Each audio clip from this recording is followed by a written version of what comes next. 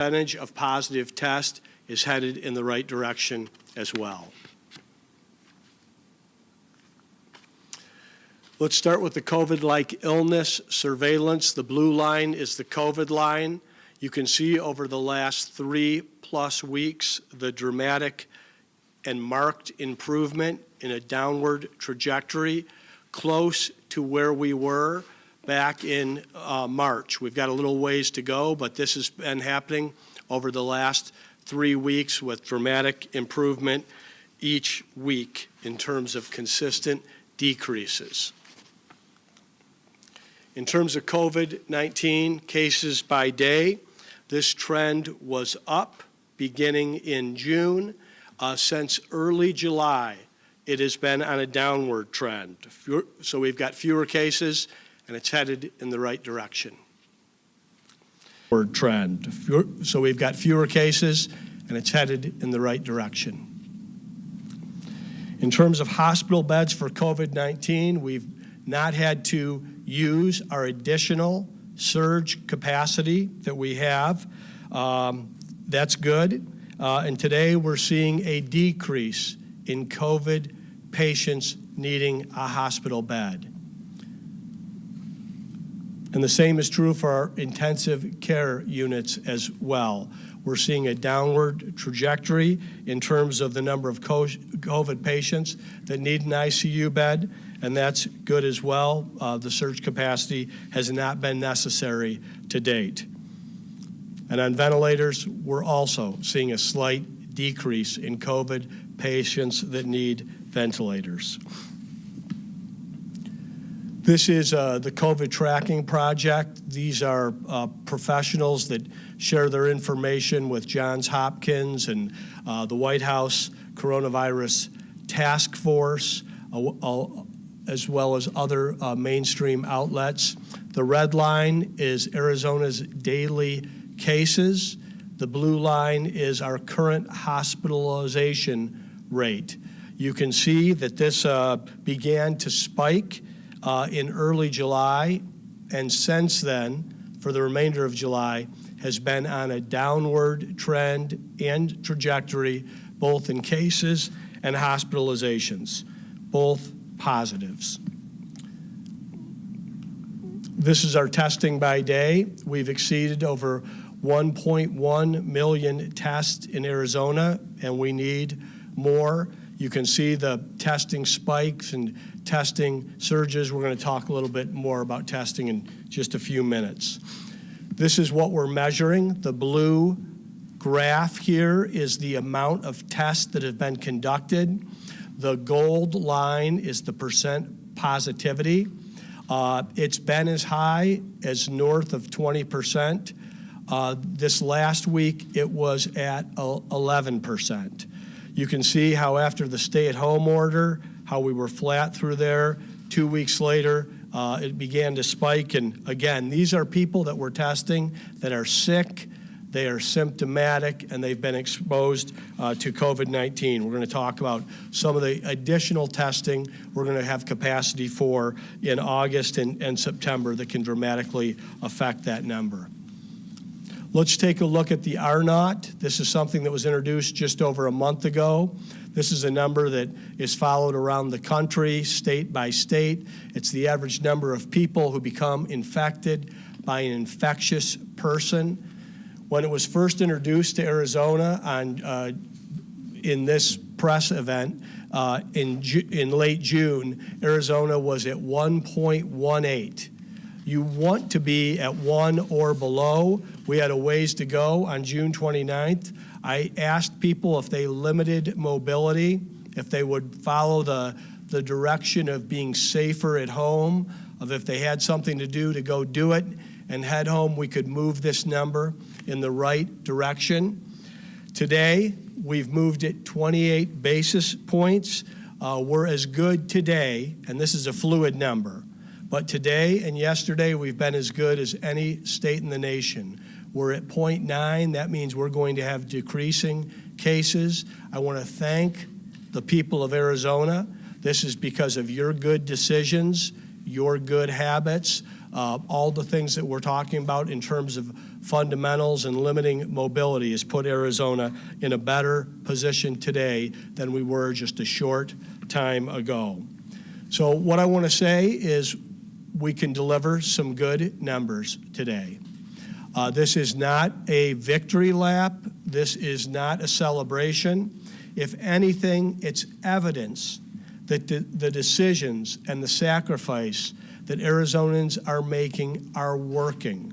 They are protecting lives and they are protecting livelihoods in our state. And I want to say how much I thank you for your cooperation and your partnership in getting this done. The mitigation steps that we've taken are making a difference. We're going to continue to measure those along the way, but the important thing right now for every Arizonan to do their part are the fundamentals of physically distancing, washing your hands, and when possible, making the decision that you're safer at home. It's really making a difference, along with masking up. We've got nearly 90% of the state that's wearing a mask today. It's making a real difference. I'm grateful for what you're doing. We're going to share with you some of the spots and statewide investment we're making in advocating masks. I also want to thank our private sector partners. I don't think there's a place that you can eat or shop or get goods or services without wearing a mask, and it's been very helpful to have maximum compliance. So I want to thank everyone for doing their part on that today. And with that, I want to give a quick school update before I turn it over to Dr. Christ. I want to thank Superintendent of Public Instruction, Kathy Hoffman, who has been a leader and a partner in making sure we do the right thing so that all Arizona kids can be in the safest possible environment, along with their teachers and staff members inside of our schools. We wanted to provide maximum resources and maximum flexibility so that we would have options and safety for our parents. If you want to know what's going on in your school district, please check your local website.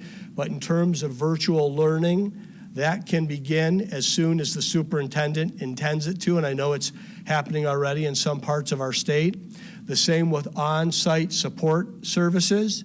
And in terms of in-person teacher-led classroom, there's going to be more to follow from the Department of Health Services and Department of Education in terms of guidelines and metrics. And I also want to thank the superintendents, the principals, and the teachers for all their input and help as we've made these decisions so that we can really set a standard of having the best possible educational year for every Arizona kid and family in the safest environment that suits that family.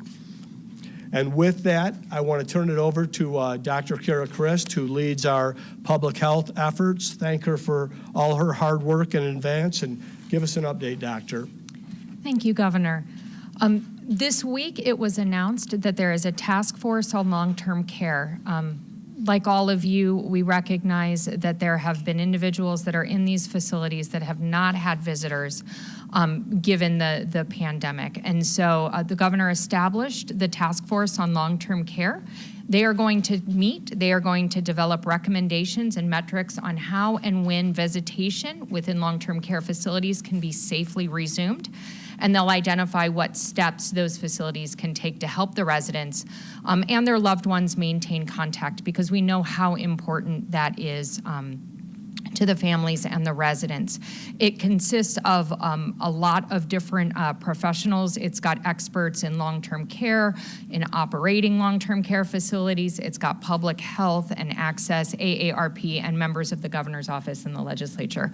So we're very excited to get that going so that we can get those recommendations and get visitors back into our long-term care facilities. For a testing update, we currently have 375 test collection sites across the state. You can find that on our website. If you go to azhealth.gov, you can find it by either looking on the map or by clicking and looking for searching for a location close to you. We're continuing to build lab capacity throughout the state, so we continue to work with our laboratory partners. One of the partners that we are working with is Sonora Quest. We still continue to see delays, which is frustrating for public health, because we would like to get those turnaround times faster so that we can do the contact investigations and make a difference in slowing the spread.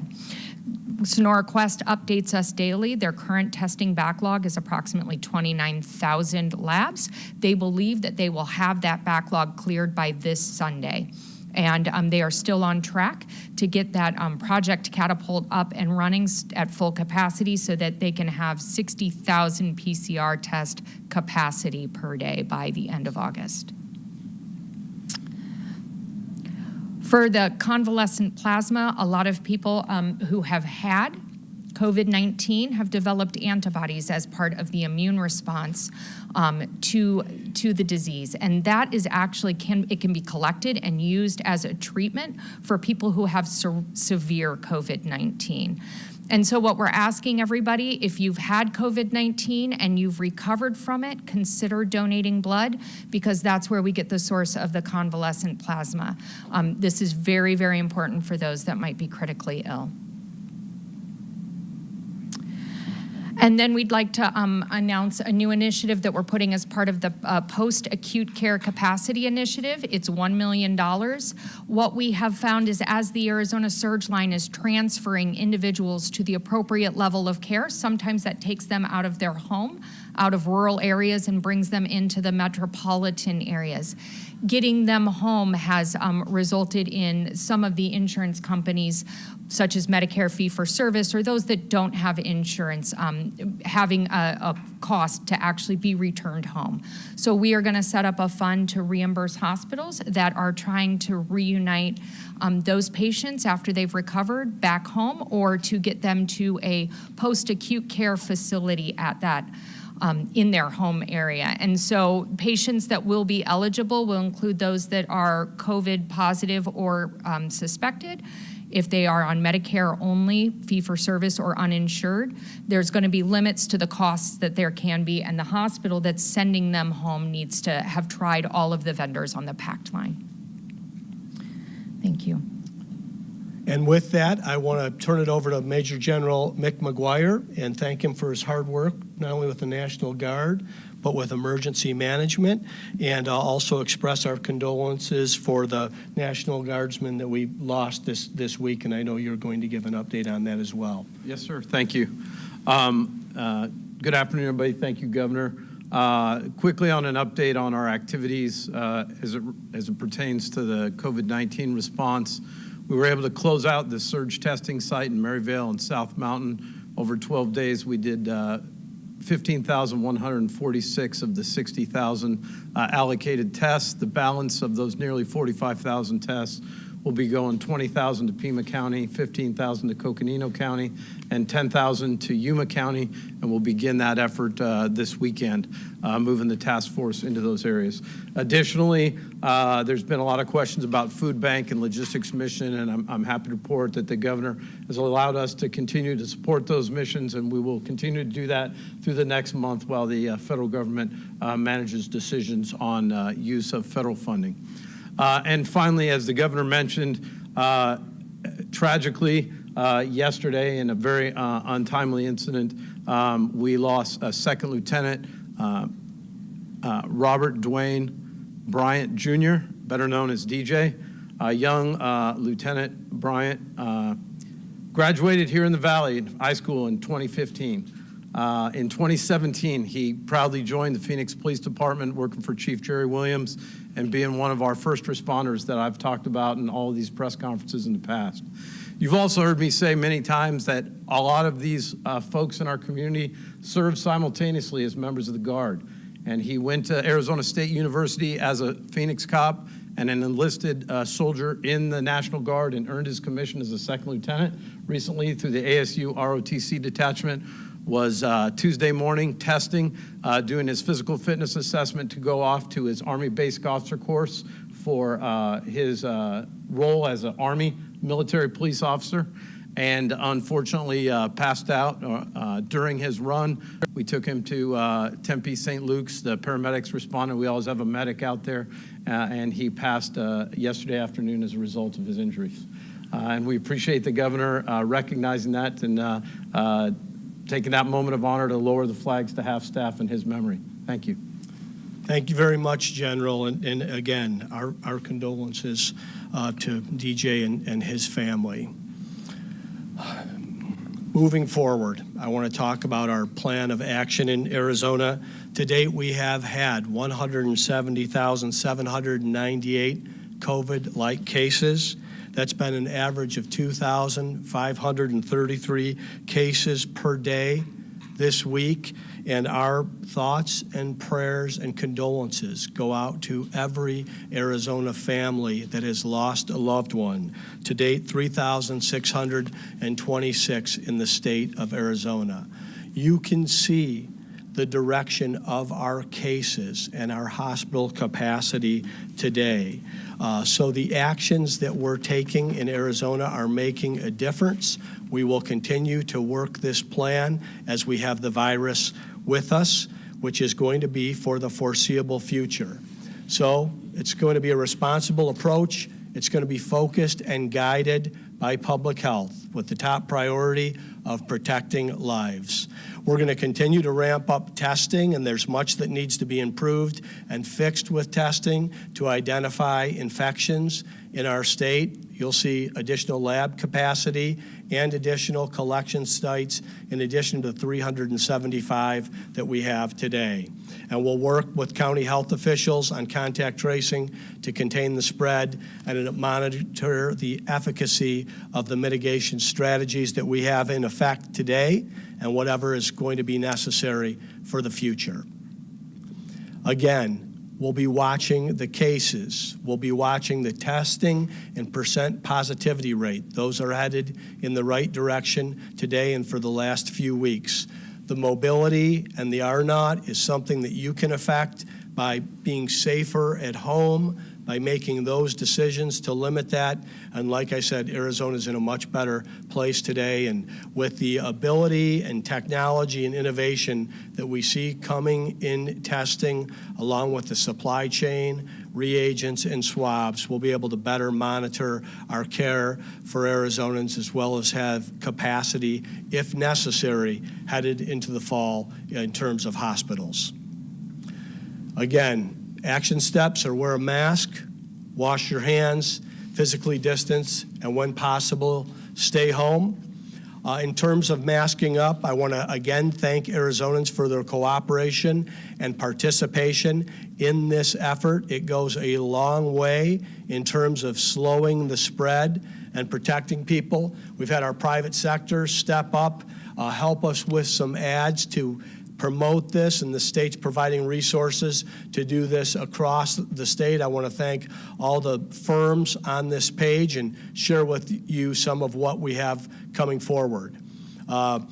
This is going to be a digital and billboard ad in terms of posters and bus stops as well, just to promote masking up in Arizona. We've got our professional sports teams have gotten their mascots involved in wearing a mask, and I think you'll see all of Arizona's major teams and universities participating in a really good ad. And then I know we're all looking forward to the eventual return of live sports with fans in attendance, and that one's next.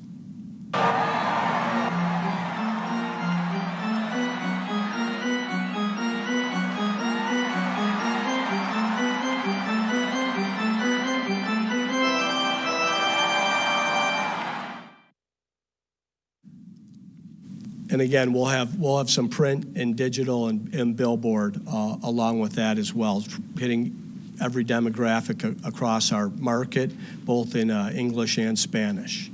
So remember, wear a mask. The virus is widespread. You're safer at home. I do want to say again, thank you for the participation and cooperation, not a victory lap or a celebration. evidence that the mitigation and the steps that we're taking are working, so let's continue doing that. Let's keep it up. Let's stay vigilant. And with that, let's open it up to questions. Patrick? Let's start with Steve here over here. Governor, the trust, which provides insurance coverage to most school districts here, it said that it's not going to provide coverage for any sort of lawsuit against a school district that is related to coronavirus.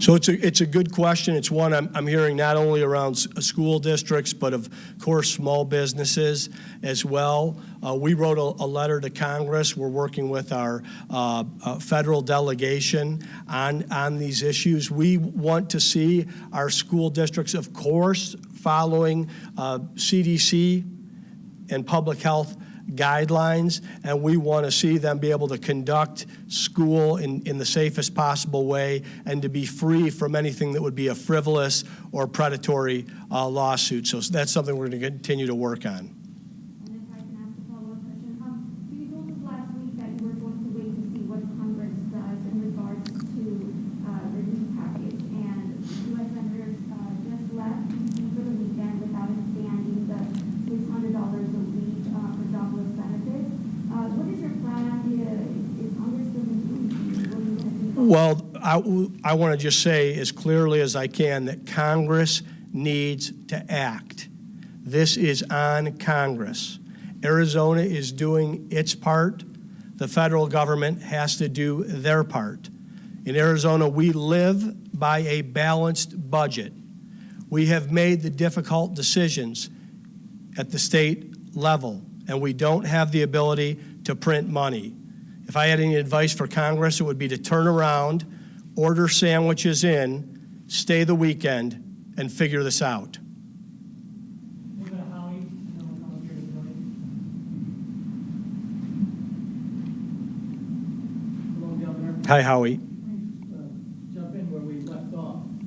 For several weeks, people have been coming to this microphone and pointing out to you, we are at $240 a week in unemployment. Only Mississippi is lower. That number hasn't been raised since 2004. And you kept saying, don't worry, we've got the $600 a week. Howie, I have not said don't worry in this. Well- I have not said don't worry in this press conference. Okay, you said that the people are getting $600 a week, and that's taking care of it.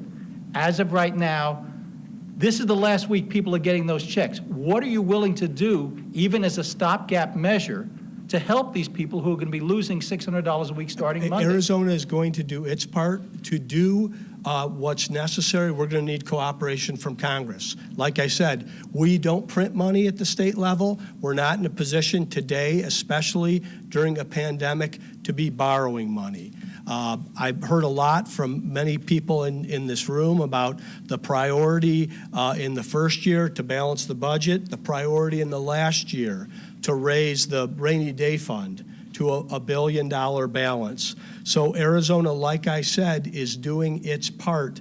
But in terms of what's necessary in this environment, right now in this economy, we need Congress to do its part. I couldn't be more clear on that. Well, how about raising the unemployment benefits for Arizonans, which haven't been raised since 2004? I've answered the question. Are you willing to do that? Are you willing to ask for it? Are you willing to even consider it? I mean, could you exist on $240 a week? Howie, we've been working with the federal government on this. The program has been plussed up. The Department of Economic Security, the dollars that we're putting forward for foster children, for developmentally disabled, are all a priority in our state. But this is but just to be clear, this is a Congress trust, has got to do its part, Howie. but this is the trust fund paid for by the employers in Arizona. This is a self-contained Congress has fund. got to do its part. Thank you. Good afternoon, everyone. Governor, 2 questions today. The first one about the upcoming election. The President of the United States today suggested maybe we should delay the election due to the pandemic. You know he does not agree with mail-in ballots, which we do have here in Arizona. I'd like to get your response to possibly delaying the election, and do you support Arizonans that don't feel comfortable going to the polling place and mailing in ballots. Secondly, we didn't hear anything about bars, theaters, and gyms today. Business owners are really hurting in those categories, as well as workers. Is there any hope? Is there any kind of date for opening bars, gyms, and theaters? So 3 questions there. Three. Let me answer them. First, in Arizona, we're going to follow the law. Election Day in the United States is the Tuesday after the first Monday in November. It's November 3rd this year, and there will be an election on November 3rd. I'm supportive of people that want to mail in a ballot. I believe you still have time. If you want to get on the permanent early voter list, you can go to the county recorders and apply for that. So you'll have that option in Arizona, of course, and you'll have Election Day voting as well, and it will be safe. I didn't mention about bars and gyms this week because we talked about it last week and that it had been extended for an additional 14 days. We're working with stakeholder groups in each of the affected industries by the coronavirus and the mandates that we've made from the state level. I do want to give them hope. I mean, the good news is we're headed in the right direction. We're also seeing success in these mitigation strategies. I've mentioned a couple of times that we've been in the unhappy but necessary business of breaking up large adult gatherings. So we are working with these stakeholder groups. These businesses can be run in a way that adheres to CDC and the Department of Health Services guidance, but it's going to be a change, and somewhat of a dramatic change in the short term in terms of operations. So there will be more to follow on that. Of course, the numbers and public health are going to determine our decisions, but we're working with the leaders. We had a conference call yesterday, went out to, I think, 2,500 business owners across the state. A lot of very fair and challenging questions as to our thought process on this and what the future could look like. So we want to be helpful. This is where the priority of protecting lives coming first has to do with some of these more difficult and unpopular decisions. Thank you, Governor. Thanks, Billy. Thank you, Billy. We're going to go to Zoom next. We're going to take a question from Lily Altavena from the Arizona Republic. Lily, go ahead. Hi, Governor. Thousands of Arizona kids will attend the first day of school virtually next week with a lot of uncertainty over reopening. We don't know yet what data benchmarks DHS will set. Do you have any sense of what those benchmarks will be, and any words of reassurance for Arizona families who don't know what plans to make? Well, thank you for the question. I mean, the first thing I want to say is we wanted to put together a menu of options for parents and families and teachers that all have different challenges out there in different parts of the state. We want it to be the safest, most successful school year possible, and I've tasked Dr. Kara Christ, who's working with Superintendent Kathy Hoffman and the Department of Education, to look at the guidelines and metrics from around the country that are in alignment with the Centers for Disease Control so that we can provide the safest information going forward for which leaders to make decisions. Do you want to touch a little bit on where we are on that process, Doctor? Sure. So we are developing the draft benchmarks. We're working with stakeholders throughout this week to identify metrics that will be clear and that can be brought down to the county level, because what we want to do is we want to give the schools the flexibility to know when their community can return to school. And so our local health departments have been an integral part of this. It will be data that people are familiar with and have seen and will be able to be displayed on our dashboard, and it will be available by the 7th. Come back to the room here. Go ahead, Melissa.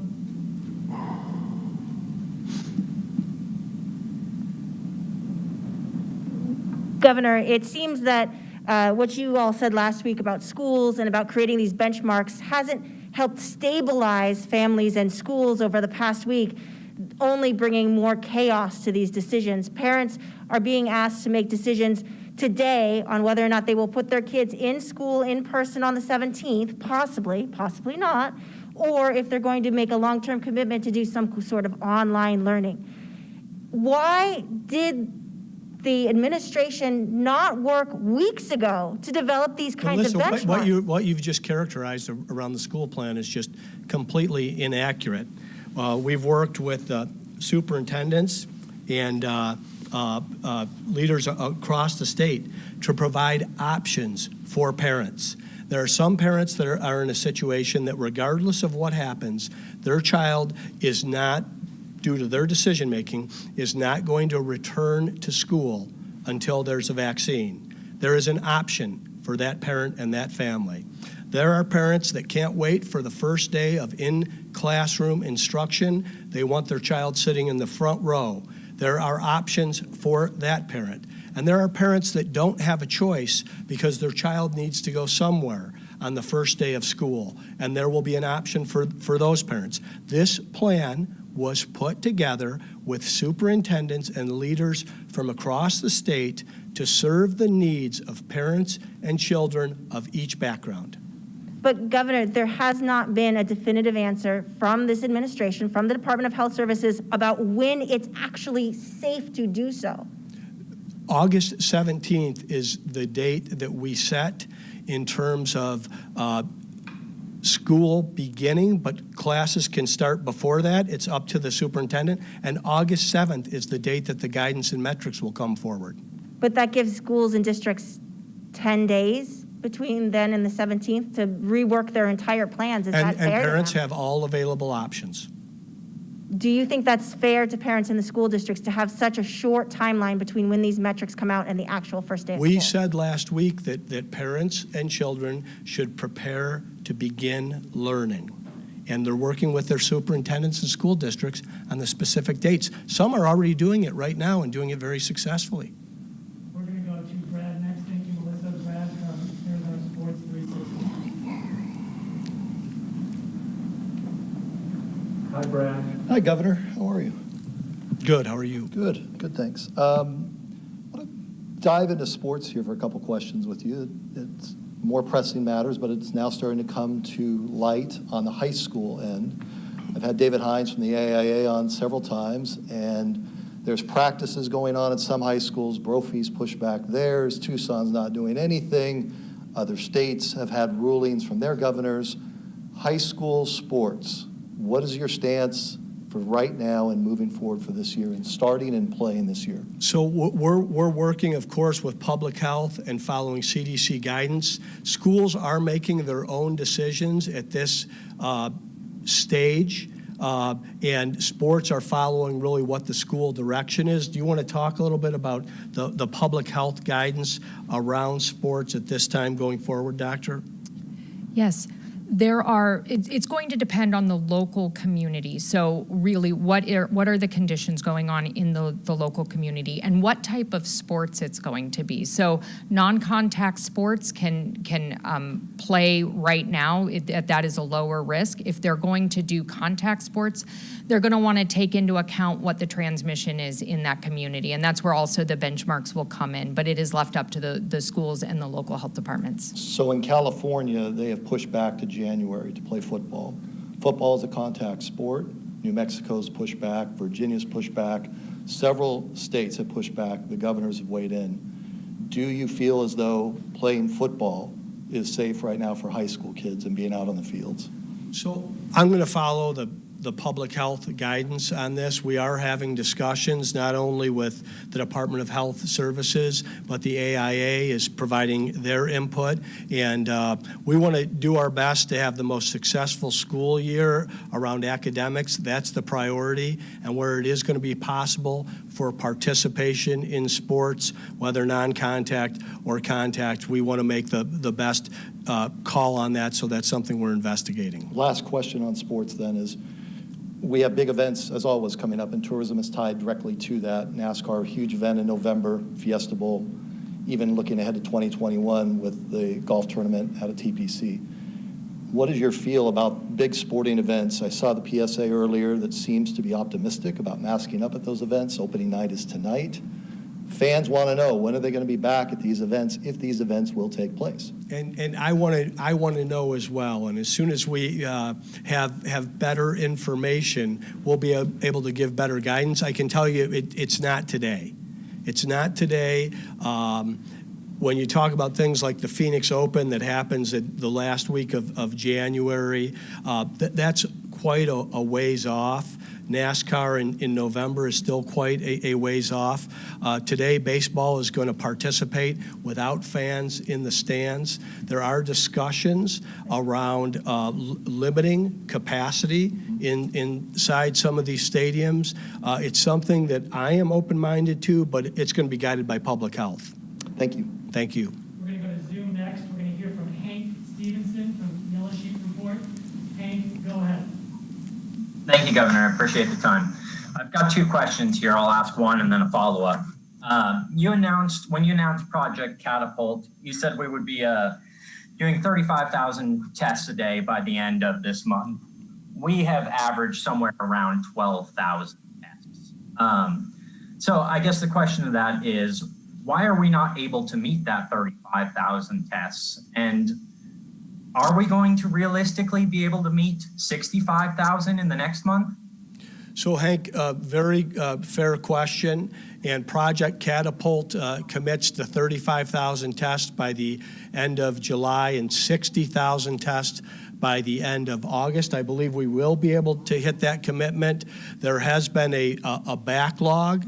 I find it unacceptable. We're having very candid discussions with our private labs on how to clear these backlogs and to make certain that people not only get a test in a convenient way in places around the state, 375 different locations today, but that they get their results on a timely basis. So this is very important. Now, something that I think people need to understand, and I know we've had our fair share of challenges with testing, and so have other states around this. That's not an excuse, it's a reality to just the crush around demand. We asked for specific help from the Centers for Disease Control and Health and Human Services.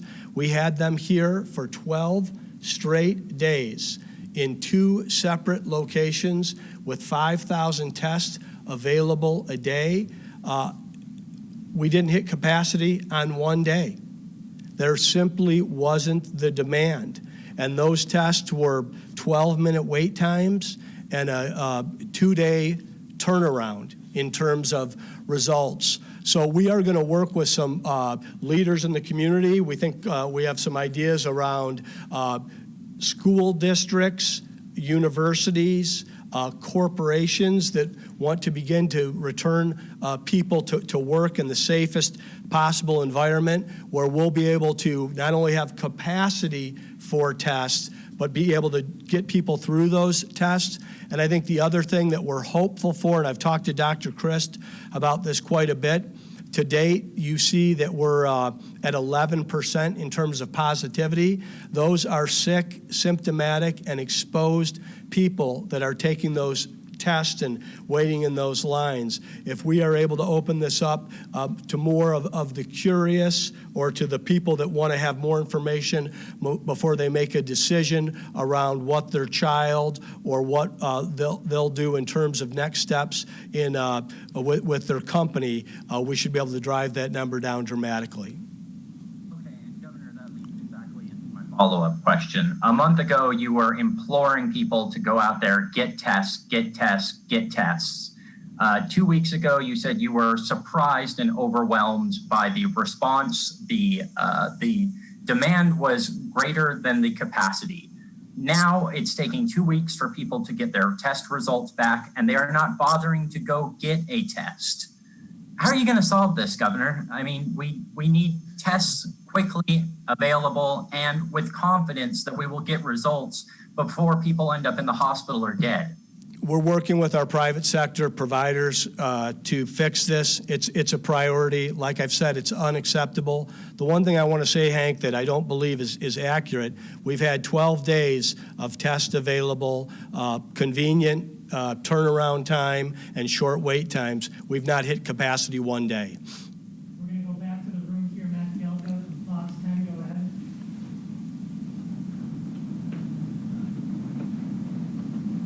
You mentioned that backlog. I believe as of today, it was still at around 29,000, which they cleared half of it in a week. So I guess you expressed your disappointment. I guess the question is, how does it get to a 60,000 backlog? How do they clear half of it in a week? And how confident are you going forward now that that surge is gone that we won't get another one? So, Matt, I'm going to turn this over to Dr. Christ, and I also want to say this is a private sector provider, Sonora Quest. They need to step up their game. So there's several factors that played a role in getting to the backlog. So as with the swabs and the viral transport media, there is also national shortage of the reagents, so the test kits that you use to run those tests.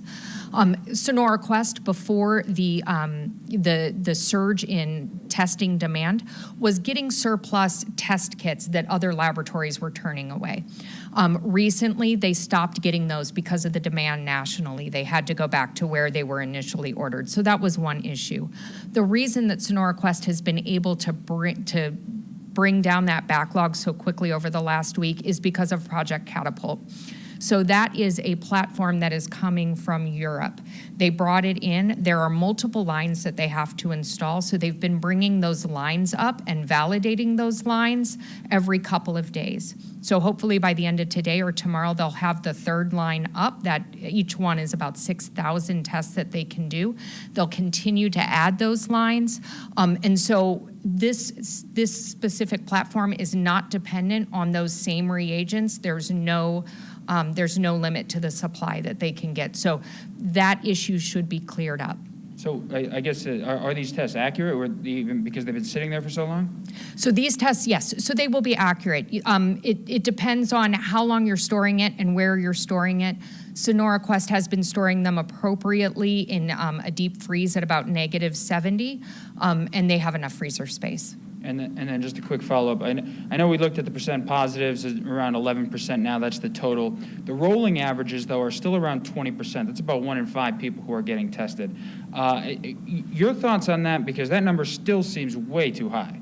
The number over the last week is 11%. That's how we measure it. Now, we know that we've got, I think, 26,000 tests in the backlog today. The number's been coming down consistently over the last several weeks, and that's a good sign.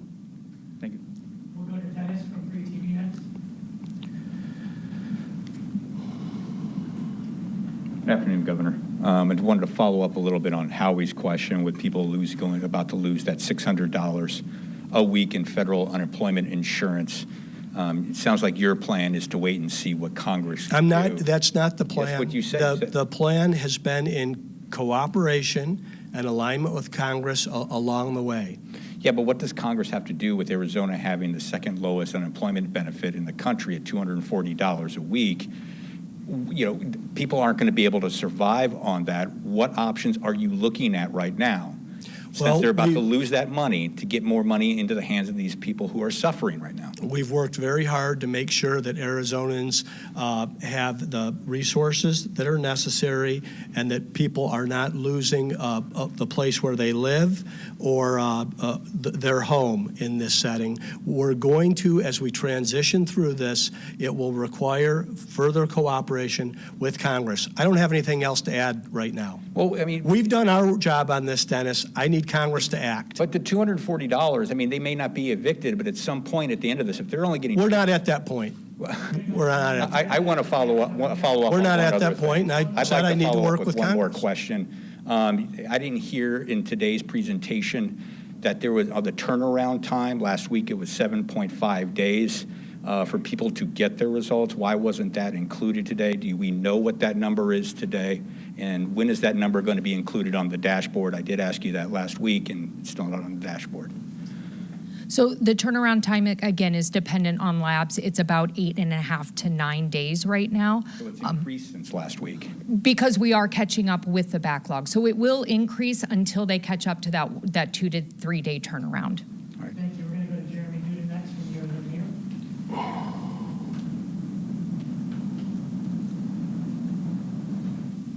Good afternoon, Governor. There's been a lot of discussion about this federal legislation that's working its way through in Congress. One of the provisions, I think at least in the Republican version, is would add some new money and expand the Paycheck Protection Program, which has been an extremely vital lifeline to a lot of businesses here and all over the country. What would you like to see happen with that proposal? What do you think of the amount of money that's going into it? Should there be more? Should this be made available to people who already got PPP money the first time around? So it's a good question. We wrote a very specific letter to our delegation, senators, and the Congress as a whole as to what we would like to see that would be in Arizonans' best interest. I think first and foremost, my concern is about our displaced workers in the state of Arizona, and whether it's the supplemental check or it's some type of extension of unemployment insurance benefits that can incent work, but also make sure that there's a social safety net that is stable for people that have been displaced because of the pandemic and because of the economic slowdown. And then our focus has always been around the PPE, that it focus on small businesses and medium-sized businesses. It seems that the larger corporations always do fine through the downturn. Of course, the businesses that have been affected by government decisions or mandates are also businesses that I have a real concern for. I do want to say to date, and I know that there is a timeline and a ticking clock right now. That's why I'm being so direct and emphatic on Congress acting with urgency. But to date, in such an economic crisis and downturn, we have been able to navigate the state through this. This has been more than just a lifeline for our people and our companies and our entrepreneurs. It's been more of a life raft. It may not be the same amount that is necessary, but the same intentions of making certain that businesses that don't necessarily need to close and that need help to navigate through the current circumstances is something that both Treasury and Congress, along with the Fed, has done a good job at. Should that be made available to people who've already gotten PPP money? I mean, especially with... I think it depends on circumstances. I mean, some people have gotten PPP money, some people have gotten loans, some people have gotten grants. It's across the board. I think we didn't know a lot of what was happening in March. Today we know much more. We know some of these businesses are operating. Some businesses are operating at a higher revenue than they would be if the coronavirus were not here. I mean, those aren't the businesses I'm concerned about. I'm concerned about the people that are hurting. It seems pretty obvious, one more about the legislation, it seems pretty obvious that they will extend some unemployment benefits, but at least in the Republican plan in the Senate, it's not going to be the $600 I've been getting so far. It looks like, I think $200 is the current proposal. Is that going to be enough for people? I mean, especially here in Arizona, as has been noted, has very low unemployment benefits at the state level. I'm hearing that they're looking for some type of baseline. They're looking at this nationally. Of course, my concern is 100% focused on Arizona. They have their challenges in front of them. The supplemental part to Arizona is what's critical. And again, it's a way to provide a social safety net that's strong and stable as people transition and navigate through this. We're going to Zoom next. We're going to hear from J.J. Cooper from the AP. J.J., go ahead. Transition and navigate. Hi, Governor. The question isn't about, I guess it's not really even related to the pandemic, but it is about unemployment. Before the pandemic hit and after it's relieved, the state benefit's going to be $240. Is that enough? Should, by definition, to be on this program, you can't have been fired for cause. Should businesses be asked to contribute more to the trust fund so that that $240 can be higher? JJ, in many ways, it's a hypothetical question because unemployment wasn't really an issue before the pandemic. Our unemployment rolls in late February were 17,000 people, with a few thousand people falling off every month and a few thousand people coming back on. Last month, it was over 1 million people. That's why I've said now several times that we need Congress to act in this situation. We'll take Yeah, so I mean, I guess the question is focused on that 17,000 people that were on it before the pandemic hit. Like, are you comfortable with those people trying to make it work on $240? Again, JJ, those 17,000 people could all find a job at that point in time, at any time. We had more jobs available than people to fill them. People have to use the social safety net for different reasons along the way, but in terms of employment being available, that was there in February and early March, before this hit. We got time for one more, maybe Zach Crenshaw, go ahead.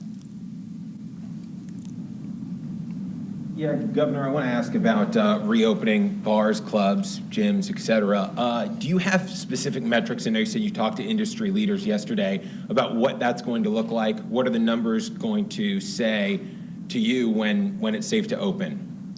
Do you want to talk a little bit about public health and guidelines around bars and gyms, and then I'll talk a little bit about our conversations with the stakeholder groups? Sure.